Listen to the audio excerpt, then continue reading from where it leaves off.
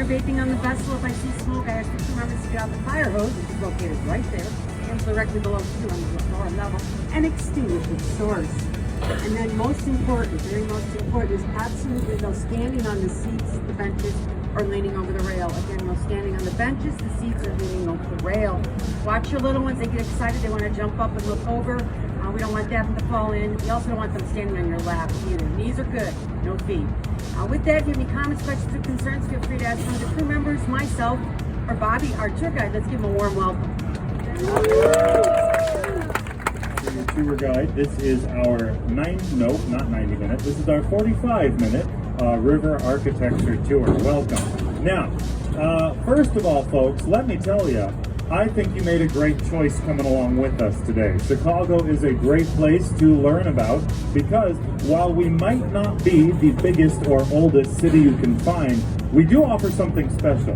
We are renowned in Chicago for having a dense variety of styles of architecture. We're going to talk about a lot of architecture today, and like any great city, we have some fascinating history too. We'll touch on that as well as we make our way up and down the Chicago River today. That is the name of the river. This is the Chicago River, and let's start with a little intro to history, because in front of us and to our right, that bridge in front of us to the right, the DuSable Bridge, is very significant for two reasons. It's named after our first non-native settler, and it marks the place where the first two structures in Chicago were built. So, Jean-Baptiste Point DuSable, after whom the bridge is named, was a French-speaking man of African descent who came here from Haiti, and he was the first non-native settler in the area that would become Chicago. He was the first to, in entrepreneurial spirit, build a trading post right here on the banks of the Chicago River. That was in 1783, settler, and it marks the place where the first two structures in Chicago were built. So, Jean-Baptiste Point DuSable, after whom the bridge is named, was a French-speaking man of African descent who came here from Haiti, and he was the first non-native settler in the area that would become Chicago. He was the first to, in entrepreneurial spirit, build a trading post right here on the banks of the Chicago River. That was in 1783, was finished in 1924, designed by Graham Anderson Probst and White, built to be the headquarters of what company? What do they make? Chewing gum, juicy fruit, double mint, big red, etc. Now the Wrigley Company is still headquartered in Chicago, but not in that building anymore. And the Wrigley building itself is French Beaux-Arts style, ornate base, stack of floors, ornate top to match the base, and it's clad with over 300,000 individual white glazed terracotta tiles. Chicago was the first city outside Seattle to have a Starbucks. We were the first step Starbucks coffee took on their journey to global domination. Now, on the right side of our boat, this red brick building is the Great Lakes Building. It stands on the location where in 1860, a temporary convention center called the Wigwam was built, which hosted the convention that nominated Abraham Lincoln to run for president, right where that brick building stands today. In 1860, that was only 27 years after the township of Chicago was first incorporated with a population of 350 people. All right. Crossing over Wolf Point again. No one knows where the name Wolf Point came from, although it is an old name for the fork in the river. It predates the founding of the city of Chicago.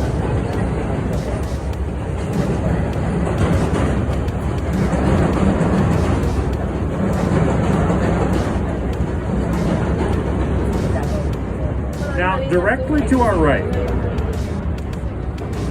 there's this glass building, this green glass building directly to our right with a curved shape. That's 333 West Wacker Drive. It's by Cohn, Pedersen, and Fox from 1983.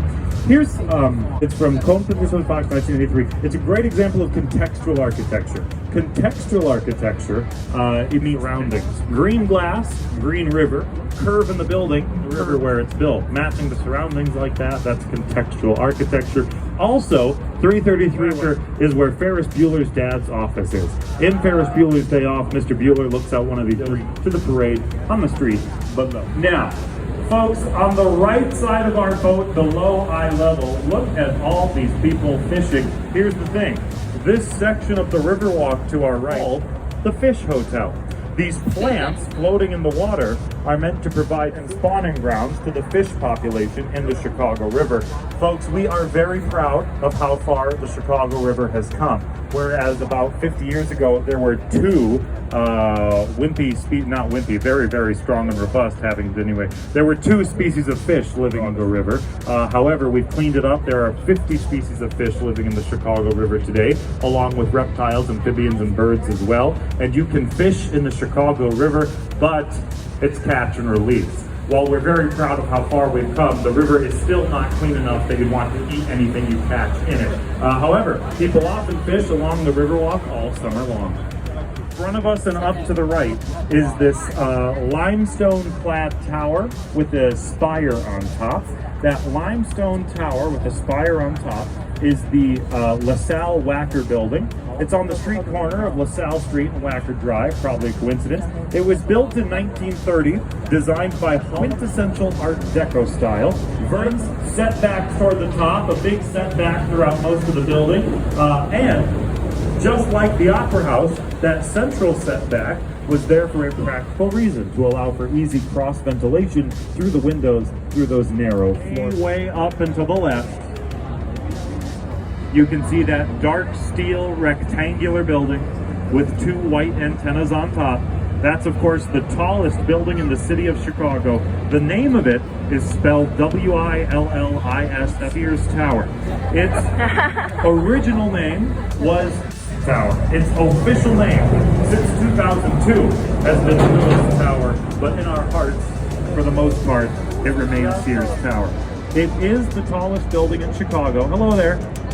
It is the tallest building in Chicago. It was the tallest building in the world for 22 years, from 1974 until 1990. How tall is it? It's 1,454 feet tall. That's 443 meters tall.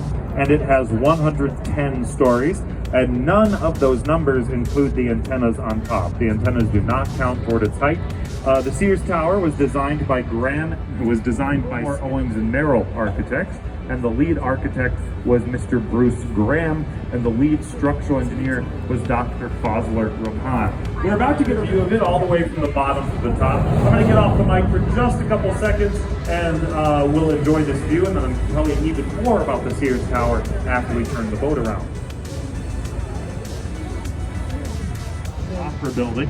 It's from 1928 by Graham Anderson, Probst & White, home of the largest opera auditorium in the United States.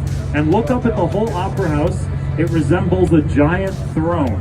It has two armrests and a backrest, and the seat faces west.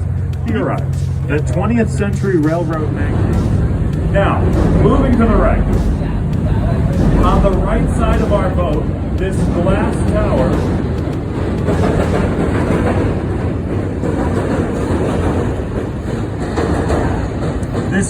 tower with an alarmingly narrow base to our right is a 150 North Riverside Plaza. It's by Getch Partners from 2017. Here's how it stays upright.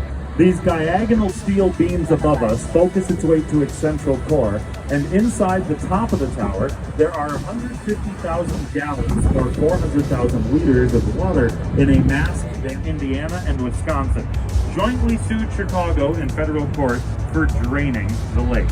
And they proved that after 400 years, our reversed river would take so much water from Lake Michigan that it would no longer be navigable. And so we were forced to build the Chicago Harbor Lock. It's right in front of us. All these boats ahead of us are filing into it. We are not. We're going to turn around. But the Chicago Harbor Lock, right in front of us, is the only direct connection between the lake and river, but still separates the two with a series of two closable gates. Built for one reason, to slow down the flow of lake water entering the still reversed, but much cleaner than it used to be, Chicago River. All right, folks, at this point, I'm going to get off the mic for a minute or two to let you enjoy the view here. Just a reminder, do not stand on any benches or chairs, and do not sit on the railing around the boat either. I'll get back on the mic in just a couple minutes. System. When wind blows against the building, the water in tanks on tracks is shifted against the blow of the wind. Now, stay upright without the mass damper, but it prevents it from swaying nauseatingly on windy days. And actually, mass dampers are pretty common. They were not invented for that building there. Lots of skyscrapers have shiftable weight near their tops to help keep their balance. Now, directly to our left, bouncing to the left, we have this glass tower. This one's quite new. This is Bank of America Tower on our left side. It was just finished in 2021. It replaced a story office building that used to be there. Now, notice these shiny diagonal supports it has. They're meant to remind you of the diagonal underside behind us that I think is really worth it, but it is tricky.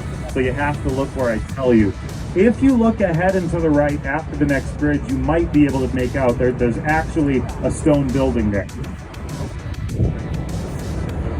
That's a joke, because it's actually pretty big. On the right side of our boat is the Merchandise Mart. The Merchandise Mart was actually the biggest in the world in 1932 by floor space. 4.2 million square feet, 400,000 square meters of floor space. It's Art Deco style. Vertical lines, setbacks toward the top, geometric ornamentation, that's Art Deco style. Now, the Merchandise Mart was designed by Graham Anderson Probst and White. And does anyone remember Marshall Fields? It was Mr. Marshall Fields who bankrolled the construction of the Merch Mart to consolidate his many warehouses around the city into one huge warehouse downtown on the river. It's a mixed-use office building today. Up until 2008, the U.S. Postal Service gave the Merch Mart its own zip code. That was 60654. Now, on the right side of the boat, the taller of these two glass towers here, the taller of these two, is the new Salesforce Tower. It's by Pelly Clark Pelly Architects, just finished this year. And folks, look around here. Right around here is where the three of the Chicago River meet. The main branch behind us, the north branch to our right, and the south branch to our left. This place where the three branches of the river meet is called Wolf Point, and it's where Chicago got its name. When French explorers first arrived here, the native Potawatomi referred to this area as Chicagua. The French did it, and that became Chicago, but they never knew what it meant. Chicagua translates to the place of bad smells. That's true. It's because the river flowed through that swamp, and in that swamp grew an abundance of a species of wild onion. In the summer heat, those onions would ripen and stink, and that's how the Potawatomi named this location. So, New York is, and now you know Chicago's the smelly onion. All right, jumping ahead. Now, it is French Beaux-Arts style that's defined by having an ornate stack of floors ornate top to match the base. Now, the idea behind the vertical lines of Art Deco style was to draw your eye up to the top of the building. The idea behind the ornate top to match the base of French Beaux-Arts style was to give you something to look at the top of the building. All this because architects were so excited about how tall these massive skyscrapers from the 1920s were, they wanted to make sure to draw your eye up to the top of the building. Let's move on to a contemporary skyscraper. In front of us and to the right is this very tall glass tower. This is the Trump International Tower to our right. Finished in 2009, designed by Skidmore, Owings & Merrill Architects. It is the second tallest building in the city. 1,388 feet, or 423 tall. Now, it has 98 stories, designed by Skidmore, Owings & Merrill with lead architect Adrian Smith. Now, folks, what I want you to notice quickly, the different levels of the roof. The lowest roof of the Trump Tower is the same height as the rig right behind us. And the second highest roof of the Trump Tower is the same height as this dark steel building ahead to our right. Those roof levels were designed by Smith to intentionally provide contrast with the building's neighbors in the skyline. Now, directly to our right, this dark steel building is American Medical Association Plaza. International or black box modern style. It was designed Ludwig Mies van der Rohe, built in 1973. You see, Mies van der Rohe was a pioneer of this style. Dark steel, rectangular patterns, minimal ornamentation. You see, his philosophy, revolutionary in the 40s when he started out, was that architects should focus almost, by the way, folks, the captain might have to blow the whistle at some point, so just be ready for a little whistle blow up there up front. So, the architects were so... Ludwig mies van der Rohe's philosophy was that architects should focus almost exclusively on making the insides of buildings as useful as possible instead of focusing on making the ornate. That's called international or black box modern style today. Now, here's the thing, folks. Ludwig mies van der Rohe was a professor, but not all of his students liked rectangles as much as he did. On the right side of our boat, these two circular towers to our right were designed by one of his students. These two circular towers on our right side are Marina City. Marina City was built in 1968, designed by Goldberg. Goldberg was inspired by nature. He said there are no angles in nature, no square nature. He wanted to build round, natural-looking shapes for humans to live in. Now, in addition, look at that parking ramp, those winding spiral parking ramps right above us. Here's the thing. When Marina City went to the 60s, not many people lived in downtown Chicago. So in order for residents, Goldberg filled the complex with amenities. It had its own grocery store, movie theater, bowling alley, skating rink, arena, and those parking ramps. Now, here's the thing. Looking at those winding spiral parking ramps, still see right behind us, you might have gotten nervous, imagining cars.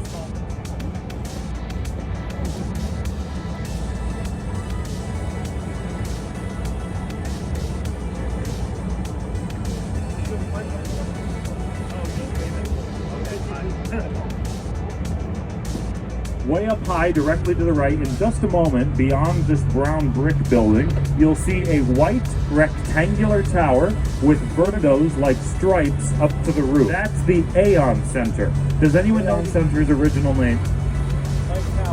Standard Oil Building. It's the Standard Oil Building. It was the building after that. Now it's the Aon Financial Center, that tall white rectangle with the dark vertical windows. Now, it was built in 1973. Designed by Edward Durrell. It was the tallest building in Chicago it was the tallest building in Chicago for 1 year.